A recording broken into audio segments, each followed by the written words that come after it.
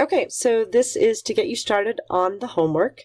Where we're going to be starting is we're just kind of going through them. So pay attention to the directions that I'm asking you guys to do right here.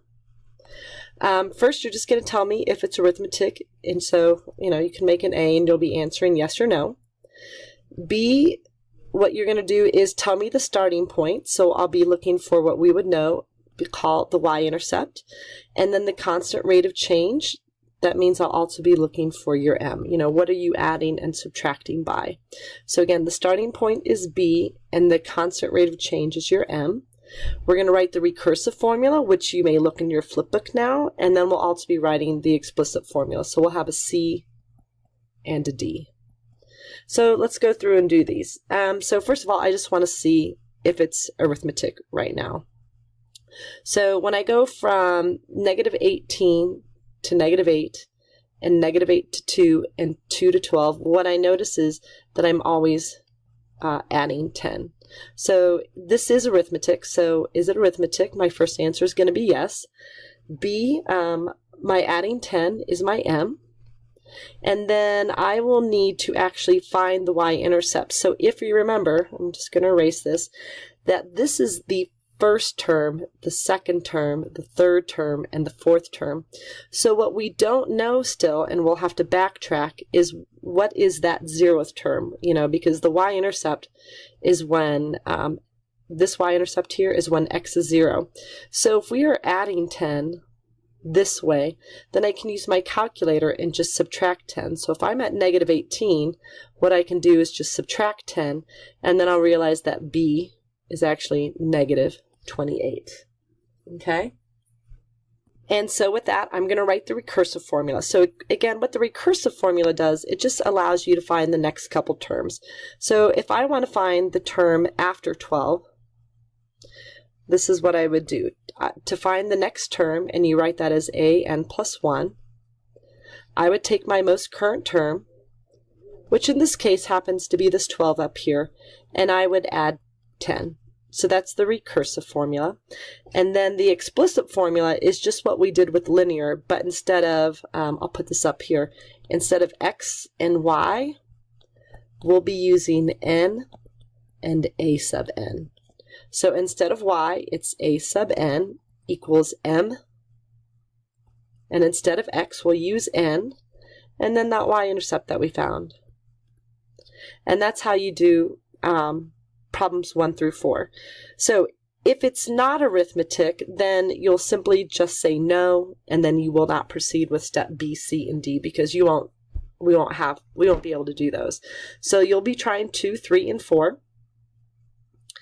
And and also 5 and 6. So everything on the front page is the same idea. It said 1 through 4 up here. It should be actually through 6. Then you're going to jump to the back, and you're going to do the same thing. What we're going to be looking here is if I give you the explicit formula for this arithmetic, it is arithmetic, and you can just tell by looking at these equations. You're going to give it, you'll do 2 parts. One is A, you're going to tell me the starting point, so I'll need B, and that rate of change, I'll need M. And then we're going to find the 52nd term. So the second part we're going to do is what if it was 52, and you will need your calculator to do this. So just by looking at this, I can see that my starting point is the number that is B by itself, so that's negative 7. And then I can also look at this and see that I will have be subtracting 5 each time. So how do I find the 52nd term? Well, so I'm just going to take 52 and put it into this equation here. So I'll have negative 7 minus 5, and in for n, it wants me to put in 52. And then you can just turn on your calculators and type that in just like you see it. And when you're done, you'll write your answer like this. The 52nd term, and what I got on my calculator is negative 260. That's a 67. Okay? And that's how you'll do 8, 9, and 10. So remember, you can pause and do those other 3 problems and then pick up, but I'm going to go ahead and move on to the next section. This time working with my problems. Again, I'm still working with arithmetic. And what I'm going to have to do is, given the first term and the constant rate of change, I'm going to find the recursive formula and the exclusive formula. So what I know right now is, instead of D, that we'll just change those to M.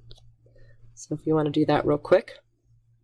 So for instance, if you just want to make a few numbers in your pattern, your first term is 3, according to this, and this M, since it's positive 3, means I'm going to add 3. So 3 plus 3 is 6, add another 3, add another 3.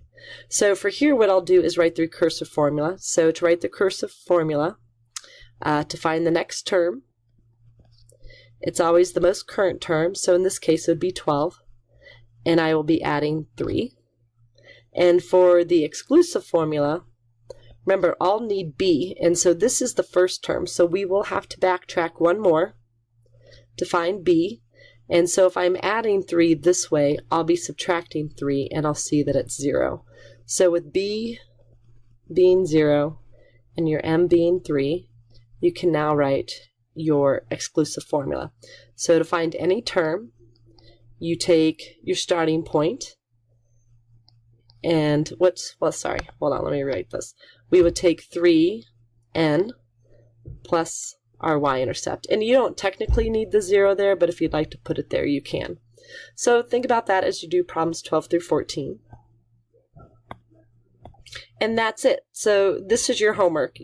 So you can fill out your planner for today's date. I'm not having the sub do this with you, but in your planner you will be doing pages 26 through 27, and you'll be doing all the problems of 1 through 14. So we've done one from each section. So just back through, rewind, and you can check it all out, okay? But again, there is your homework, and I'll see you guys tomorrow.